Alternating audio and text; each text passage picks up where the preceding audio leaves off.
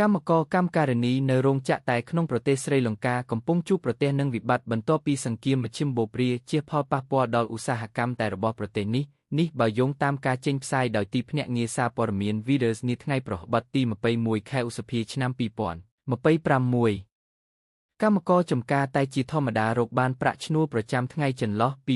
$4.30 ទៅ $5.50 ជាងពាក់កណ្ដាលនៃពួកគេរស់នៅក្រោមបន្ទាត់ភាពក្រីក្រកំណត់ដោយធនាគារពិភពលោកសហជីពអង្គការ Movement for Plantation People's Land Rights លោក Thengel Gen Shalingam បាននិយាយថាកម្មករចម្ការប្រឈមមុខនឹងវិបត្តិមួយហើយមួយទៀតដោយសារតែការចំណាយខ្ពស់អត្រាឈប់រៀនកំពុងកើនឡើងមនុស្សកាត់បន្ថយការញ៉ាំអាហារហើយអ្នកខ្លះឈប់ធ្វើការនៅចម្ការរួចទៅស្វែងរកការងារកាន់តែប្រសើរក្នុងទីក្រុងអង្គការនេះធ្វើការជាមួយចម្ការប្រហែល200កន្លែងយោងតាមក្រុមប្រឹក្សាអភិវឌ្ឍដើម្បីការនាំចេញ IDB របស់រដ្ឋស្រីលង្កាចំណូលពីការនាំចេញតែបានធ្លាក់ចុះ 17.3% ធៀបនឹងរយៈពេលដូចគ្នាគិតត្រឹមខែមីនាឆ្នាំមុនគឺមកនៅត្រឹម $114.525 លាន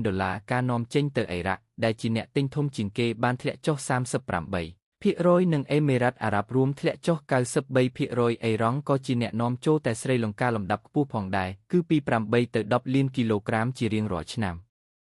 យើងមកដែលជាម៉ាកយីហោតែសេឡុនរបស់ស្រីលង្កាមានវត្តមានក្នុងប្រទេសចំនួន108និងមានអ្នកបញ្ជាទិញប្រហែល